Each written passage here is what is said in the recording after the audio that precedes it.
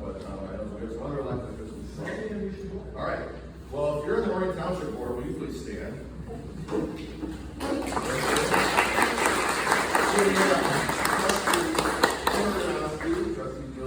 Kim is also the director of our Chamber of Commerce. We have Clerk Penny Schultz, who is very busy right now. And then we have Treasurer Donnie Steele. And then we also have Jack Curtis, Oxford Township Supervisor. We have, we have a DDA director from North Oregon. Everyone else is elected, just maybe stand, if you're elected or an appointed position, maybe stand and introduce yourself. If you have sorry, Elena's not a DDA board. Go ahead. Awesome. Trustee from Howard Township Library. All right, I think I'm just going to turn it over. All right. Dave Coulter, who has been our county executive for 3 years. 3 years. Yeah. Well, that's good.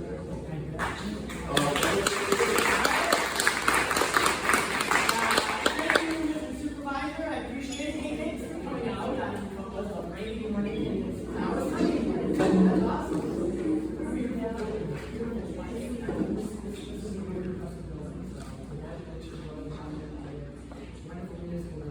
So I want to keep this casual. This isn't a formal thing. What I try to do is just, some of you know I'm from the southeast end of the county.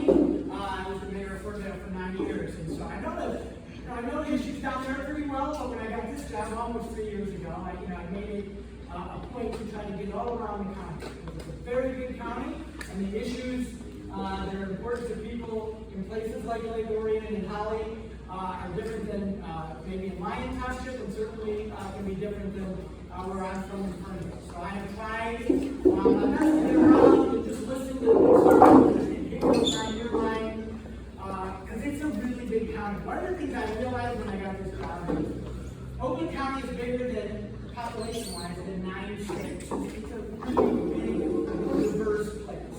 And when I say diverse, I mean not just in terms of people, although it is, but geographically, right? It goes from urban to suburban to exurban to rural, to related communication, rural place that we are now. And it's been just a privilege to be here. It's been interesting 3 years, so if there's any questions about that, I'm happy to take them. But I thought I would just start by just giving you a little bit of an overview of what we're up to in the county, and kick it off that way, and then we'll just open up the questions and have a conversation, if that's okay. So, I did my State of the County address a couple months ago now. And what I talked about was, now that we're sort of through the COVID phase, COVID isn't done with us yet, but we're sort of through that emergency, public health phase of COVID, and we're starting to settle into life as we know it now. We need to be looking forward. What is it going to take? This is what I tell my staff. What's it going to take to make sure that Oakland County is as successful 5 years from now as we are now? We got to make sure we keep our eye on the ball and make sure we're doing well. And I unveiled 7 different goals that we talked about. I think essentially I would put it into 3 different buckets. Number 1, we have to keep a strong and thriving economy. This is Oakland County. We are in many ways the economic engine of Michigan. Truly. And I don't say that just to brag some of the other counties. More GDP is created in Oakland County every year than any other county, by far. More jobs are created in Oakland County every year than any other county in Michigan.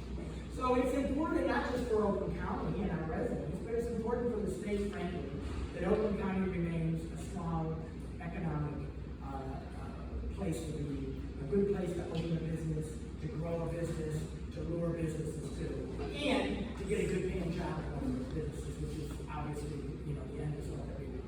So there's the economy, and I'll talk a little bit more about some of the stuff we're doing in that space.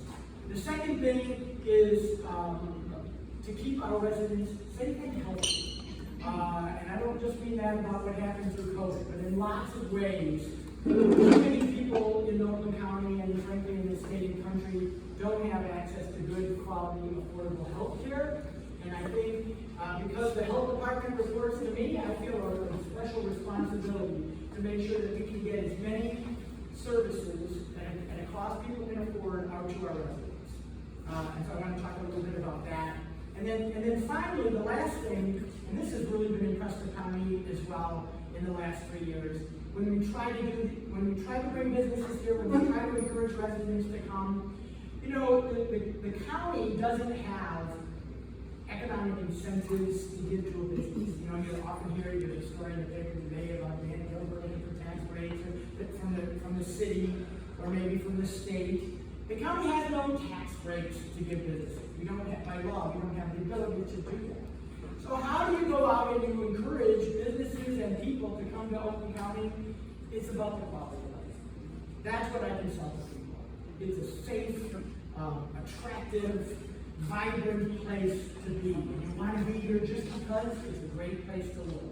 And so I would say the third bucket is just how do we make sure that the quality of life in Oakland County remains a place that is attractive for people. So those are kind of the three main areas that we're focused on. And I will tell you, because I'm kind of a data guy, and we didn't do, in my humble opinion, nearly enough when I got there 3 years ago in terms of measuring how we're doing on some of these things. So we're measuring the heck out of all of these things. Because I want to know how well we're doing. And so the reason I bring that up for all of you is because it was also really important to me to be transparent and honest and open with our residents. I want you to know what we're working on and how well we're doing. So the data that they call them KPIs, key performance indicators. Anyway, the measurements of what we're doing on these projects are all on our website. They've been there now for 2 months. Some of them just have baseline data. Here's where we're at now. So we got to figure out how to move it up to there. But you can now go to our website and go to that section on our strategic plan and see exactly how we're doing on all these measures. Some things we're doing very well on, some things we need to improve on. And that's, I think, everything we should improve on. That's just kind of how I am. I want to move forward in all ways, especially when I say it. So, I'll just give you a couple of examples in those buckets, and then we can just open it up to questions and you can tell me what's happening. So in terms of businesses, it is wonderful. It is a celebration when a company like General Motors decides that they're going to make the largest investment in their history here in Oakland County, here in Orange Township, right? It's wonderful. The jobs that will be created, the tax revenues that will follow that are really important. But most people in Oakland County work for a small business. That is still the heart and soul of the economy in Oakland County. More than 85% of our residents work for a small business defined as 50 employees or less. So the question remains, what are we doing to make sure that those folks have the support that they need? What if you're an entrepreneur that wants to open a business? Or what if you have a small business but you want to figure out how to grow it? It's a huge part of what makes us economically successful. So we launched earlier this year a program called Business Coulter. And we sort of transitioned some folks who used to be in a department called the One-Stop Shop, which some of you may have heard of. I got some grief actually early on about, wait, you're going to mess with the One-Stop Shop? We love the One-Stop Shop. Don't mess with the One-Stop Shop. But here's the deal with the One-Stop Shop. It was up in the county offices. The people were there, and any business owner could come in and do all kinds of registration. Last year they serviced 400 businesses, which is wonderful.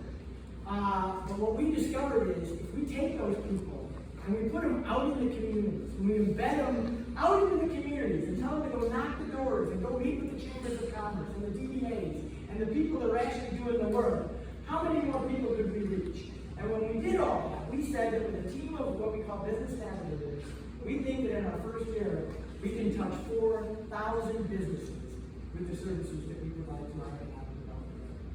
So that's what we're going to do, and that's what we've done. We've closed the shop in Oakland County. There's one person there, so if you still want to come to the county campus and do that, you can do that. But the rest of them are all out in the community, working with your chambers, working with your DBAs, and touching and helping a lot of businesses. So that's one of the things we did. And then on the flip side of that, when I go out and talk to businesses, the thing I hear the most from most of them is, and this isn't going to be a surprise to anyone here, we can't get enough workers. We don't have enough workers of all skill sets. But a lot of them, especially the bigger companies, say, we don't have them that are trained in the things that we need, right? I mean, and frankly, Oakland County has been a place with a pretty good, strong, educated workforce. So that's a problem for us. So we took a look at that and said, well, what can we do about that? And this was even pre-COVID. We started working on this, but we've launched it this year. And it's something that I call Oakland 80. And that's simply our phrase for saying that I would like to try to get 80% of the adults in Oakland County with some sort of degree or certification, extra training beyond high school. Because in this economy, in this day and age, you need more than a high school diploma to really get a good paying job and you can raise a family, right? And so that's what we're trying to do. The reason we picked 80% is this. The state came out with the goal of 60%. Because right now, the state of Michigan is at about 41%. Could you imagine 60% of the adults in Michigan don't have more than a high school degree? Now, you don't have to have more than, you don't have to have more than a high school degree for some jobs, but like I said, more and more jobs require some additional skills. So I took a look at that, and the state put out their goal and said, well, where are we in Oakland County? And we're at about 60%. We're at the state goal. And this goal, by the way, for the state is to do this by the year 2030. So within the next 8 years. So I said, well, what do we do in Oakland County? Do we just sit back and say, well, we're at 60%, we're good. We'll wait until the state catches up with us. Heck no, we're Oakland County. We have to lead in this. So I brought together people that run their colleges, and the community colleges, the universities, but also the skilled trades, the apprenticeship programs, because it doesn't have to be a college education, but we need to have something more. So we brought these folks together, and I said, what can we do? How can we lean in and make this happen?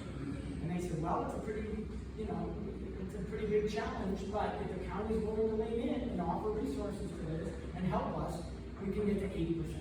We think we can get to 80% by 2030. So that's our goal. We call it Oakland 80, getting more residents, more skills, ultimately with the goal of getting them better jobs and better wages. So that's Oakland 80. That kicked off as well this year, and we're going to work hard to get to 80%. Let me talk about healthcare for a minute.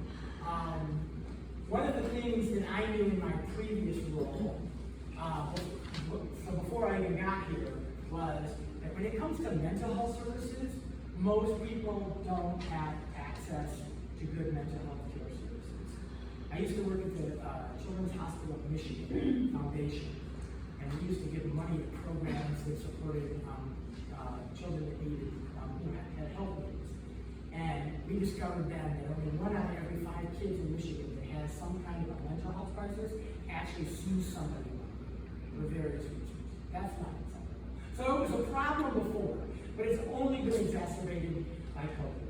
The isolation of being at home, not being with your fellow students, the anxiety of it, all of those things has only exacerbated mental health issues, not just for young people, but for adults as well. And so we're really leaning in on trying to offer more mental health services for our residents. So the first thing we did is we operate 2 health clinics in Oakland County. There's one in Pontiac and there's one in Southfield. I'd like to expand that number, and we're trying to figure out how we can do that, but for right now, we operate 2. But traditionally, they've just been places where you could go for, your immunizations or your kid vaccines or typical public health stuff. And I said, but we got thousands of people coming to our clinics. What else can we offer? While we've got them there, what else can we offer them? And so we came up with the idea of offering all sorts of other wraparound services. We call this Oakland Health 360. So in other words, when you go there, you can get more than just your traditional stuff. You can get mental and behavioral health services. You can get physical health services. Young people will be able to eventually get dental health services there. And you can get, what they call human services. So in other words, we partnered with Olson. So you can get help with, for instance, if a mom comes in because her child needs something, but she got a shut-off notice from DTE because she can't pay the light bills. That's not her biggest worry.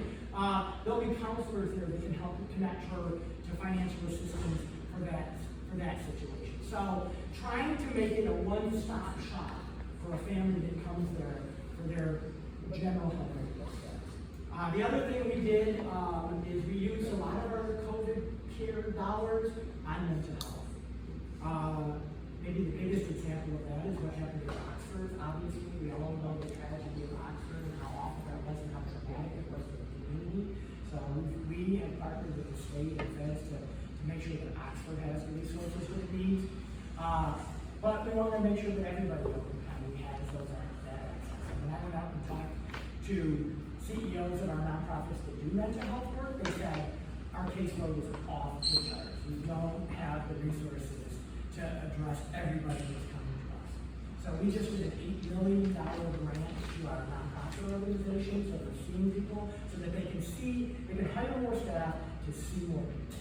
We think that as a result of that $8 million, 66,000 more Oakland County residents will get mental health services as a result of that.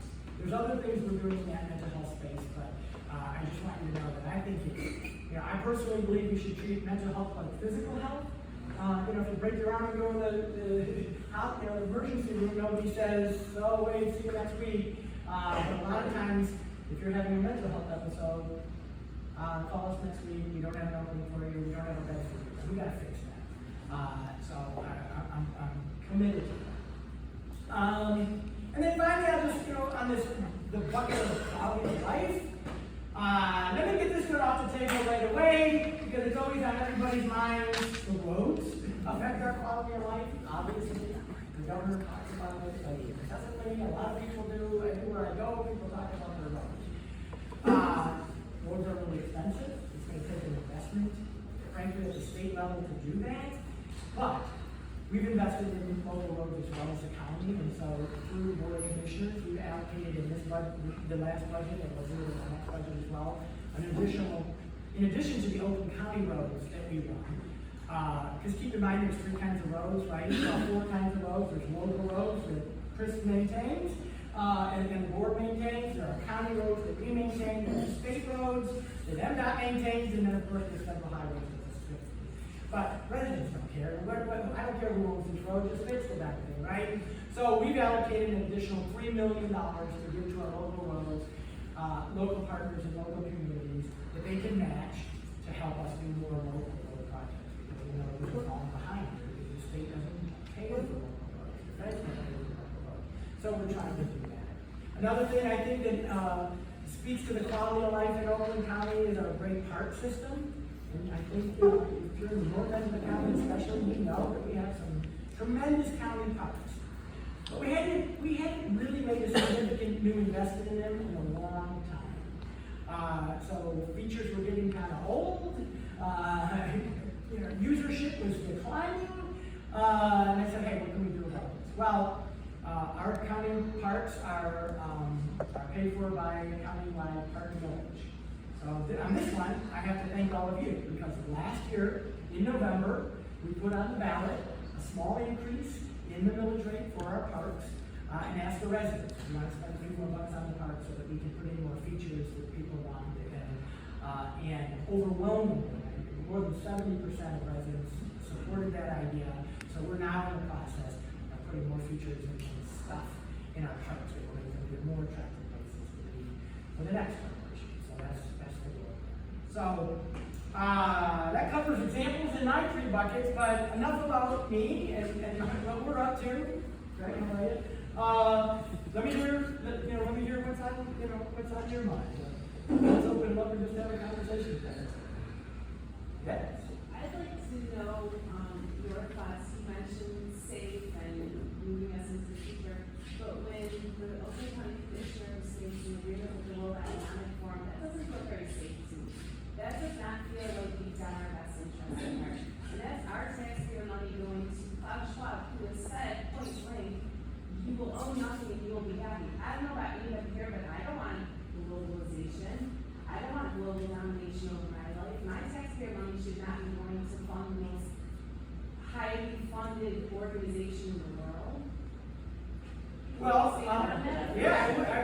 China, because, I talked about our economy here, so let's talk a little bit about that. So we have, I've said this since I got in this job, I'm bullish on manufacturing. People think about manufacturing like it's the Rust Belt. These are old dying jobs, they're going away, and everything's going to be modernized, and we're going to lose all these jobs to Mexico and China. But the reality is we have almost 3,000 manufacturing companies. So it's not just the big GMs. We have 3,000 companies in Oakland County that do manufacturing. It's still a big part of our economy here. But here's the problem. A lot of them have been run by the same people for a long time. They've done things the same way for a long time. And so Automation Alley, some of you may have heard of that. That's something that my predecessor, Bruce Patterson, created to help support our businesses. They have leaned in on something called Industry 4.0. Industry 4.0 is basically saying there's a revolution going on in the manufacturing world today, and our companies in the United States are falling behind. If you do things the way you've always done them, in 20 years, you're going to be irrelevant. But you can be relevant, and it's not that hard, but you have to lean into Industry 4.0. So here's what we did before we partnered with the World Economic Forum. We said, what can we do to help our small businesses get the skills and the technology they need to be competitive against China and Mexico and all these companies in the future? Well, one of them is very simple, 3D printers. 3D printers are a game changer for small manufacturers because you can make almost anything on those things, right? They're incredible. And I was at a company in Rochester who said they make fasteners. And they said each fastener costs $9 and something, $9.45, I think it was, to make, for us to make, and then we sell it at a profit. With their 3D printer, it's less than 50 cents. And quickly, they can turn around and do those. And because the printers are connected, so because those printers are connected to the other printers in Oakland County, if somebody has an order for 10,000, but we only have the capacity to make 1,000, we couldn't bid on that job, we can now partner with the other manufacturers in Oakland County, and together we can get that contract. So, what I'm saying is this. When we look at the future of manufacturing, we said, who's leading in this field? It's the World Economic Forum. They're the ones that understand, and them and many other people, that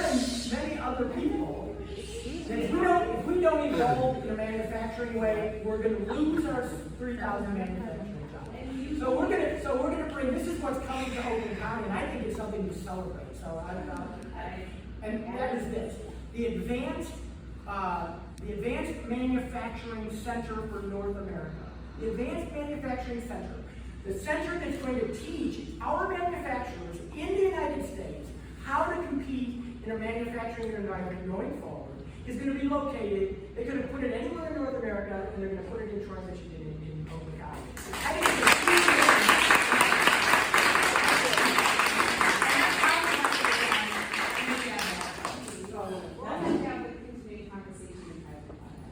Any other questions? Yeah, in fact. Oh yeah, I'm going to kind of bounce off of that as far as the WEF, and that is not something we need to get embedded, but I'm going to go a little more into what you were talking about with small businesses. Oakland County has lost over 25% of our small businesses. I think that $3 million could have really been invested in helping them maybe purchase their own printers in our own capacity. You also talked briefly about helping people with their skills and their trades. And I know that Oakland County has recently passed some workforce money, which is great. But in that language, it is inclusive to refugees, non-citizens, illegal aliens. So our tax-paying money is actually going to people who do not put into the system. I recently saw, with my own two eyes, a very large camp bus at the Secretary of State while I'm trying to renew for my license. And I had to wait an hour because the entire bus was full of male refugees who were going to get their identification, things of that nature.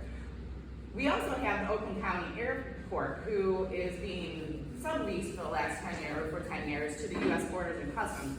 What is your stance on creating Oakland County a sanctuary city? Because as it falls and as it stands, it's exactly what it is, and we can follow the money to that.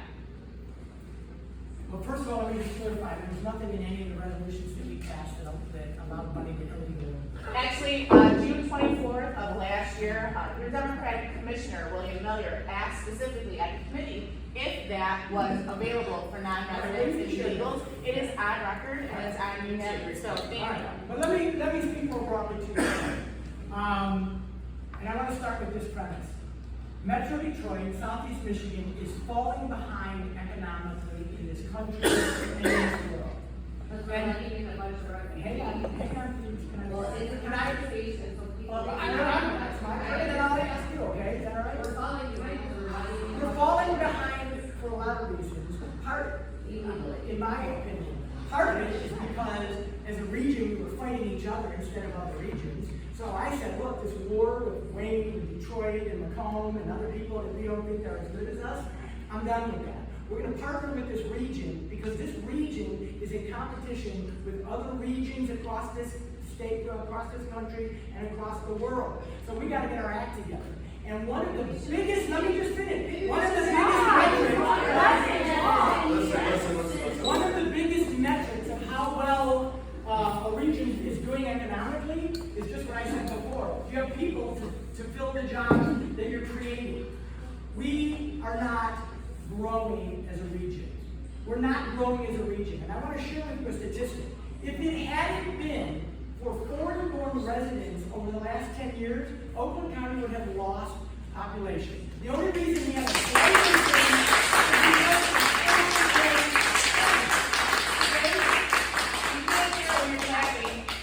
let me just say, I grew up in a very segregated community. And I'm older, so I have a lot of these old stereotypes in my head. When I came to Oakland County, I thought of a city like Troy. I want to use Troy as an example. As this sort of very white, very kind of unfriendly to other people, kind of, whatever community. That was my stereotype. Today, when you go to Troy, which I still think people think is a very successful economic city. Can I just finish my sentence, please?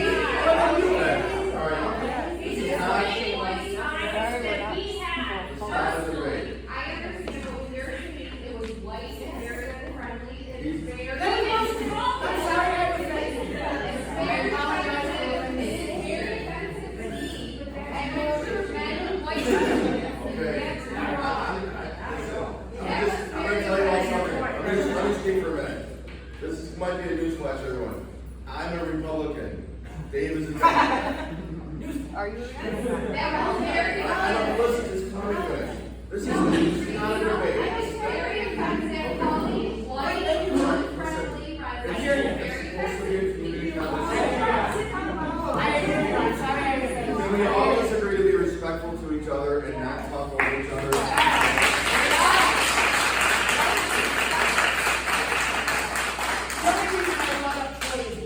Today, 29% of the people that live in Troy are foreign-born residents, born somewhere else. It hasn't hurt Troy, it has helped Troy. It has made it has added to the quality of life and the fabric of the community, in my humble opinion. And I don't think we've done enough to lift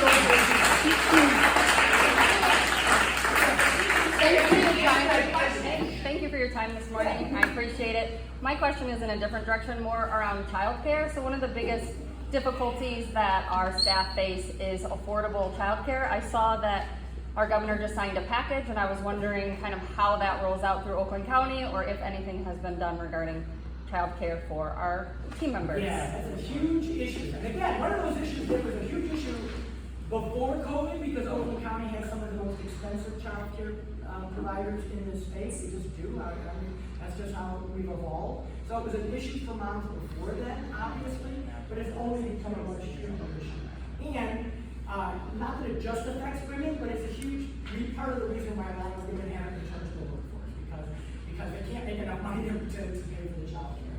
So we got an allocation of federal dollars to do COVID-related things. And so we have been working with our board of commissioners on how to spend that. Child care was very high at the top of our list in terms of a significant investment. But one of the things we also said is, the state's got way more money than we do, even local communities got money. So we don't want to duplicate and we don't want to trip over each other and support things that otherwise the state would, fund because we have others.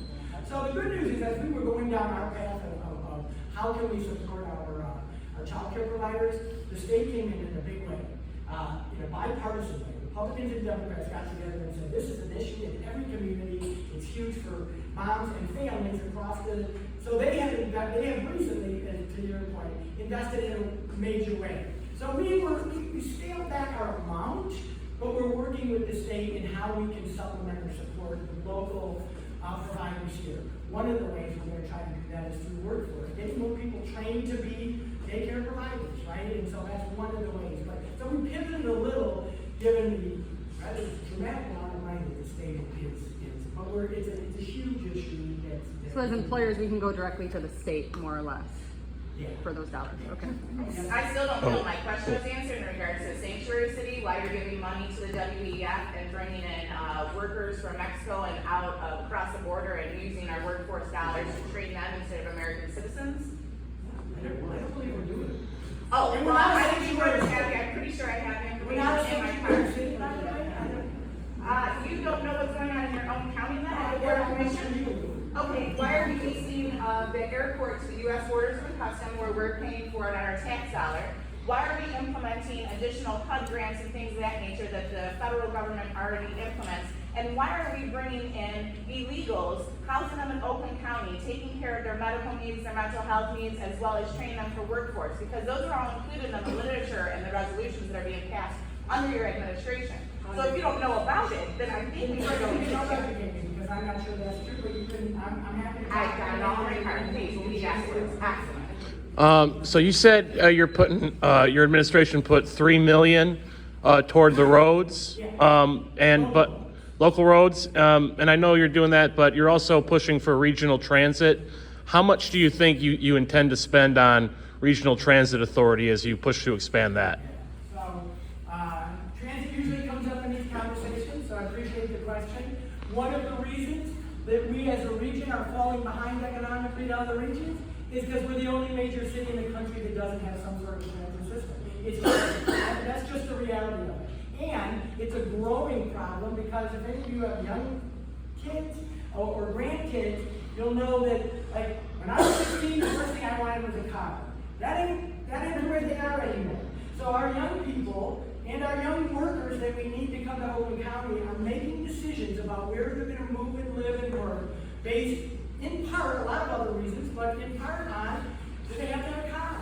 Can they get around with a transit system? So yeah, I've been a vocal supporter of some kind of transit system in our region for a long time.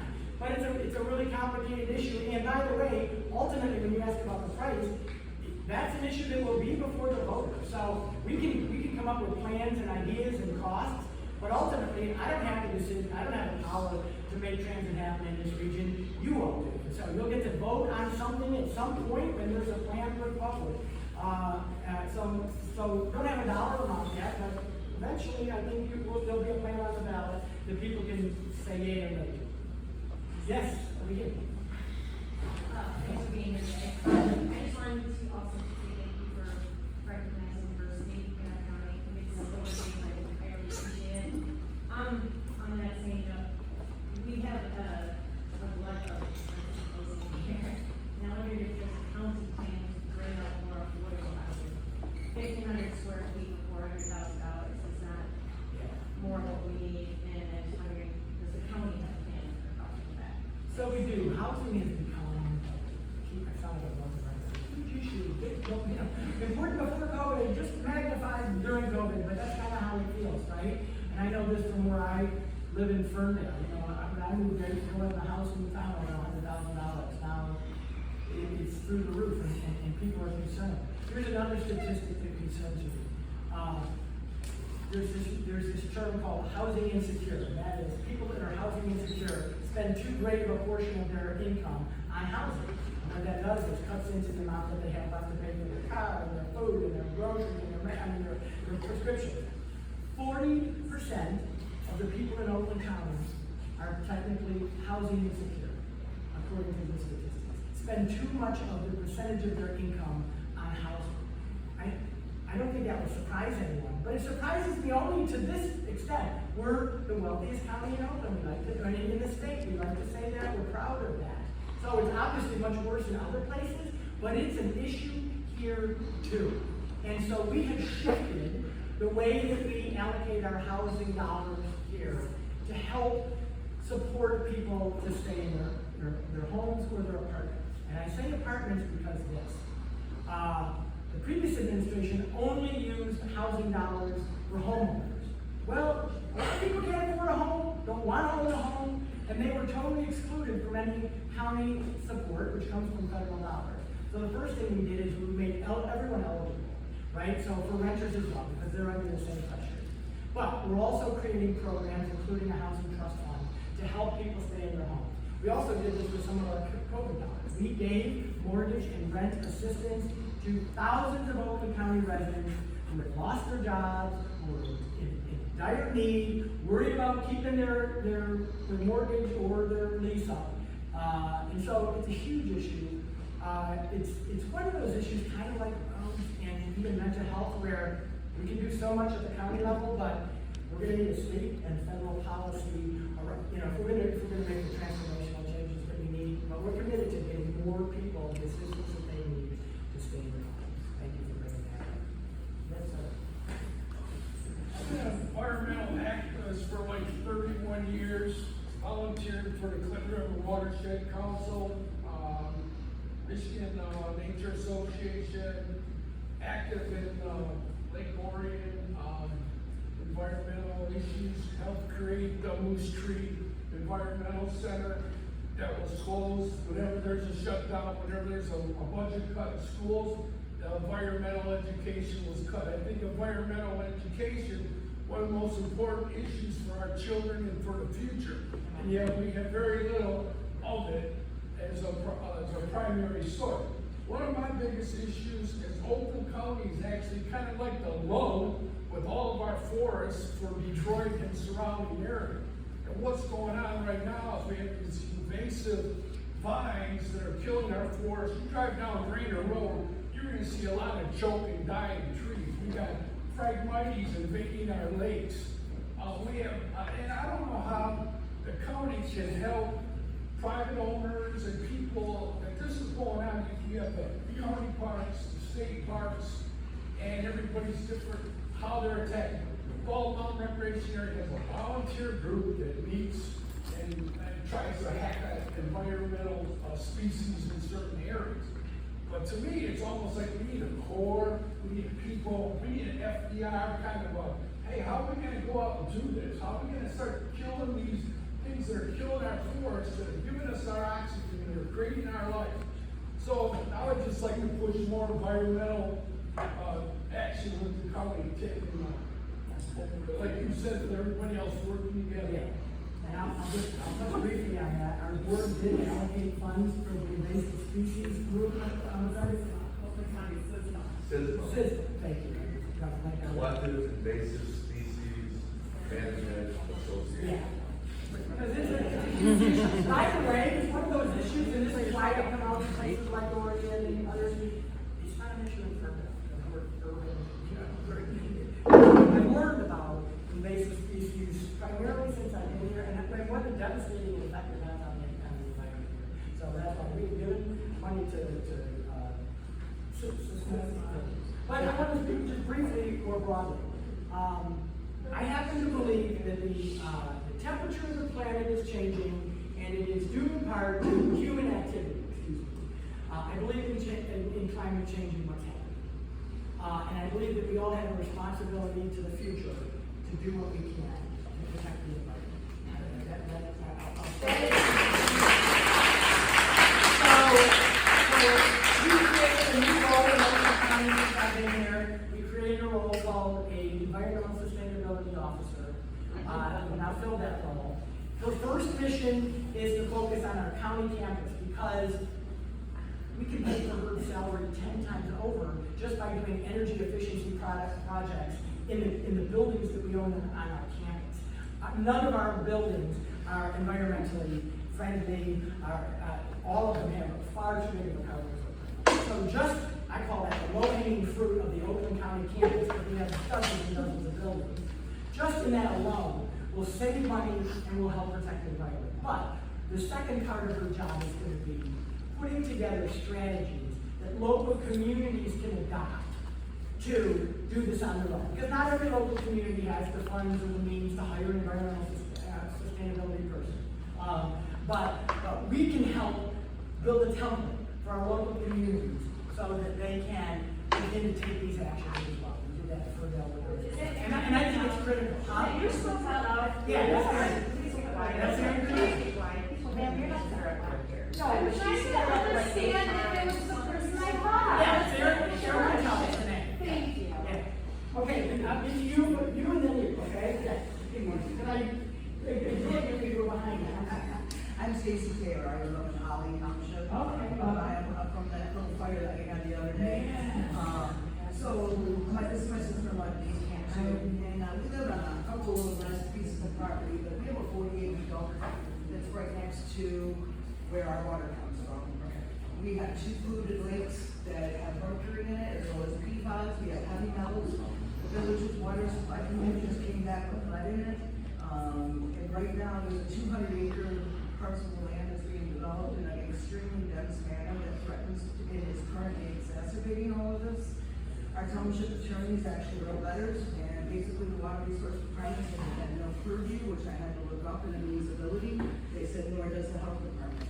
Our RD from Eagle is Kim Etheridge. She said she has not the ability to stop this development either. And currently, the waters are flooding our communities, and it is spreading into a lot of waterways. It threatens our aquifer. This is a folder that's got some of the documents that say our aquifer is at threat. It's legally confined. It is susceptible to contaminations. The Martian sandstone aquifer supplies drinking water for 100,000 people. I am now currently running for state rep because I have to have my voice out there. Nobody knows more about this situation than I do. I am asking for a meeting with your office. Eagle has told me they do not have purview. I just did the Michigan Environmental Compliance Conference and paid to be at it. I spoke with James Ostrowski, and he told me he would get back with me. The developer knows what they're doing. I have it on their letterhead. They know they're threatening the community, and we need help. And governors, she gave us people to get in touch with. And right now, I'm asking for Oakland County. This is Oakland County denying that development in 1979 because of the amount of wetlands on that land, including absolutely Michigan Natural Features Inventory, which are prairie fence. There's less than 4% prairie fence left in the world at this time, and that now threatens the violations that this Holly Hills development has now caused the power sheet skipperling butterfly to be less than 100 left in the world. So it is measurable. Those are sensitive receptors. So let me ask you a question, yes. Let me look at this information, I'll get back with you. I'm not familiar, vaguely familiar, but I don't know the details of this, but. Whatever you want, I have papers. Thank you. One more question. Huh? Just one more question. Thank you. Thank you, Mr. Coulter, for coming tonight. I recently moved into Oakland County, so my question to you today is what I would like to know is how many refugees have been flown into Oakland County and what it's going to cost to the taxpayers in Oakland County to do that? Well, the second part of that is, in my view, my understanding is zero. We haven't been placing my refugees. They come to the state through private nonprofit organizations. And so the county has not been subsidizing any relocation of refugees. Who's paying, like, how's, members? Private nonprofit organizations. So Oakland County's not. Oakland County's not using taxpayer dollars. I'll go back and ask, but to my knowledge, they're not. I just want to say thank you, because I also live in Holly, Dave and Weston, and they're not, I came out here to obviously we're not all gonna agree in this room on everything, but I want to say thank you, because like the supervisor out here just said, and our supervisor in Holly Township, you work with everyone, from a bipartisan level, and you have shown that our community over this last year, and that's why I'm here supporting you today. So thank you.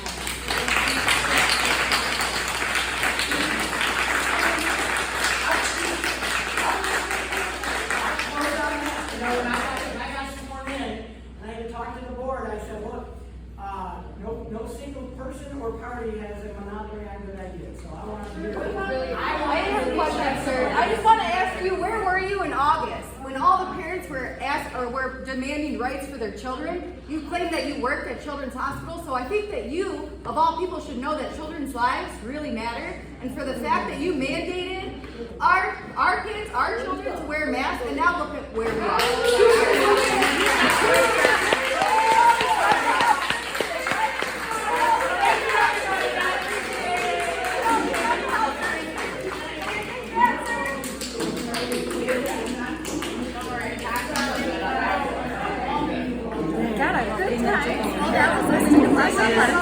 Obviously.